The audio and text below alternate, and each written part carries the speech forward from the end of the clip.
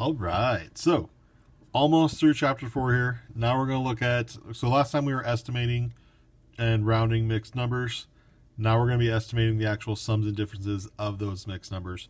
We're not going to actually add them, but we're going to estimate them. So start here with your kickoff. So last time we were rounding it to the nearest whole number here. Again, 670, even if this was 600, halfway would be 300. We're not even there. So we know we have to be less than half, which means the 5 will stay the same. So this will be about 5. All right. Now, we're going to estimate the difference here.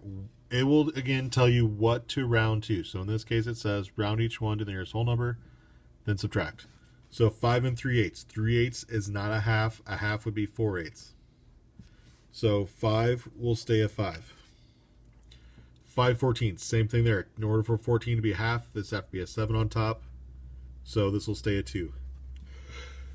2. Excuse me. So 5 minus 2 is 3.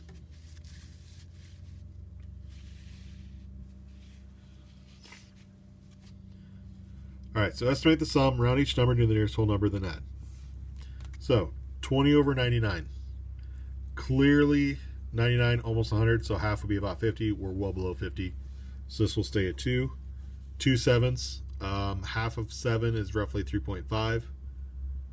Well, it is 3.5, not even roughly. It is 3.5, so we're below that, so this is going to stay at 9.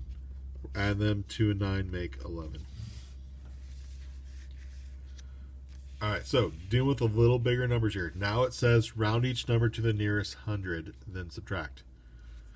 So fractions don't matter. The ones aren't even mattering. What's mattering is that second place value. So 770, that 7's going to round this up to 800. The 3 is going to keep it a 7. So 800 minus 700 equals 100. And lastly, estimate the sum, round each number to the nearest whole number, then add. So 866. So again, I'm looking at this. If this was 800, half would be 400. We're below that. So this is going to stay in 11. Now, 360. Half of 360 would be 180. We are above that, so that's going to bump this up to a 2. We're adding that, and so we get 13. So what I'm looking at is this. I'm looking at these fractions and going, okay, are they a half? Are they bigger than a half? Are they less than a half? So I know which way to round. So I'm looking at 800 here. Half of it's 400, so we're below that. So for 866, we're a bigger number. So halfway would be even bigger, so we know for sure this is less than a half. It's going to stay at 11.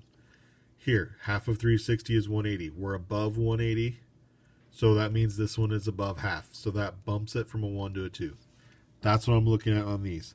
Now, the one before, we were going to the hundreds, so we just have to look at that decimal place to the right, or the digit, I should say, to the right. Don't have to worry about the fractions on that one.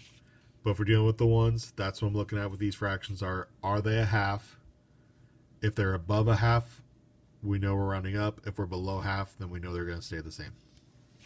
So let me know if you have any questions. Remember, you can always pause if you need more time to write stuff down. You can always rewind and rewatch something if something didn't make sense.